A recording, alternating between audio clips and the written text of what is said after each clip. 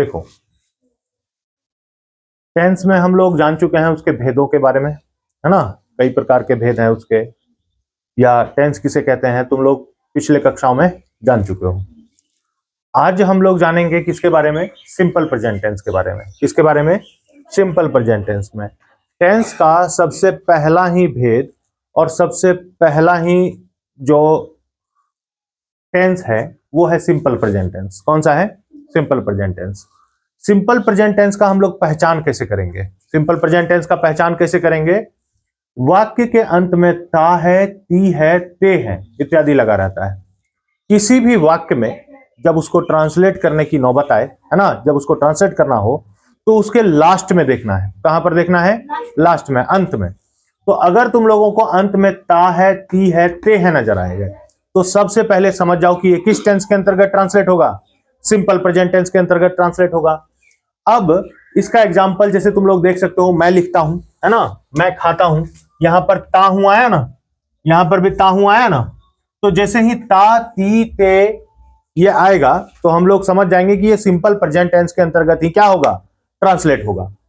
इन्हें ट्रांसलेट करते समय helping verb is am are का यूज नहीं किया जाता है। जब भी इसको ट्रांसलेट करेंगे तो इसमें इज एम आर का प्रयोग नहीं होगा, ये डायरेक्ट मतलब कि ट्रांसलेट होता है। जैसे मैं लिखता हूं आई राइट, मैं खाता हूं आई ईट। बात समझ में आ रही है। इन टेंस में आई, यू तथा अन्य प्लूरल सब्जेक्ट के साथ प्लूरल वर्ब का प्रयोग होता है। प्लूरल सब्जेक्ट के साथ में हमेशा क्या यूज होगा, प्लूरल वर्ब यूज होगा। जैसे तुम लोग देख सकते हो आई प्ले और आई रीड। थर्ड पर्सन और सिंगुलर सब्जेक्ट। थर्ड पर्सन मतलब क्या हुआ, तीन पर्सन होते हैं, फर्स्ट, सेकंड और थर्ड। फर्स्ट हो गया बोलने वाला, सेकंड हो गया सुनने वाला, और थर्ड पर्सन हो गया जिसके बारे में हम लोग बात करते हैं। तो जब भी वाक्य में तुम लोगों को ऐसा स्थिति नजर आए कि थर्ड पर्सन के बारे में दिया हुआ है, जैसे वह है ना, हम लोग किसी को कह रहे हैं, समझा रहे हैं किसी बात को, तो उसमें किसी व्यक्ति का जिक्र कर दिए तो वो थर्ड पर्सन माना जाएगा ना। तो अगर थर्ड पर्सन सिंगुलर सब्जेक्ट रहे, थर्ड पर्सन सिंगुलर सब्जेक्ट रहेगा तो हम लोगों को क्या करना है, उसके साथ में सिंगुलर वर्ब का प्रयोग कर देना है और उसमें एस ई एस जोड़ना है। ठीक है, एस ई एस का प्रयोग होता है। जैसे देखो ही प्लेज, यहां भी तुम लोग देखा कि वर्ब का यूज हो रहा है, जैसे राइट है, लेकिन वही अगर सब्जेक्ट में ही आ जाएगा, थर्ड पर्सन आ जाएगा, तो उसमें जो वर्ब का प्रयोग किया जाएगा उसके साथ में क्या जोड़ा हुआ है, एस जोड़ा हुआ है, तो उसको हम लोग क्या कहेंगे, ही प्लेज।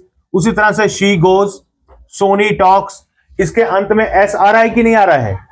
तो थर्ड पर्सन सिंगुलर सब्जेक्ट के साथ singular verb, verb one plus S E S का प्रयोग किया जाता है। बात समझ में आ रही है। इसका स्ट्रक्चर देखो क्या हो गया, सब्जेक्ट प्लस भी one plus S E S. अगर लगेगा तो, अगर थर्ड पर्सन सिंगुलर सब्जेक्ट रहेगा तभी एस ई एस का प्रयोग करना है, और अदर वर्ड कुछ भी रहेगा तो उसके पीछे में लगा सकते हैं। ठीक है। अब देखो इसका नेगेटिव सेंटेंस क्या होता है, जब वाक्य में नकारात्मक भाव रहे, यानी कि उसमें से किसी चीज की नकारात्मकता नजर आ रही हो हमें, यानी उसमें नहीं दिया रहे या ऐसा भाव रहे जिससे नकारात्मकता उत्पन्न हो रही हो, तब इन्हें ट्रांसलेट करते समय डू नॉट या डज नॉट का यूज किया जाता है सिंपल प्रेजेंट टेंस में। किसका यूज किया जाता है, डू नॉट या डज नॉट का यूज किया जाता है। जैसे तुम लोग देख सकते हो he does not eat, he do not eat नहीं होगा, ही डज नॉट ईट होगा। ठीक है। अब ये डज नॉट ईट क्यों होगा, she does not read. Subject में अगर हमारे पास आई, वी, यू, दे, बॉयज है ना, ये रहेगा तो उसके साथ हम लोगों को डू लगाना है और डू के साथ नॉट लगाना है। उसी तरह से ही, शी, इट, राम रहेगा अगर सब्जेक्ट में, थर्ड पर्सन सिंगुलर सब्जेक्ट, तो उसके साथ में डज लगाना है। तो यहां से तुम लोग को पता चलेगा कि किसके साथ में डू लगेगा, किसके साथ में डज लगेगा, और डू डज के उपयोग करने के तुरंत बाद ही हम लोगों को नॉट लगा देना है उसमें। तो इसका स्ट्रक्चर क्या हो जाएगा, इसका स्ट्रक्चर हो जाएगा सब्जेक्ट प्लस डू या does plus not plus V one plus other word. ठीक है, इसका स्ट्रक्चर ये हो जाना है।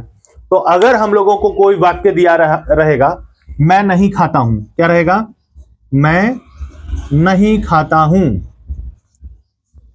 ठीक है, तो सबसे पहले तो पीछे में क्या दिया हुआ है, ता हूं।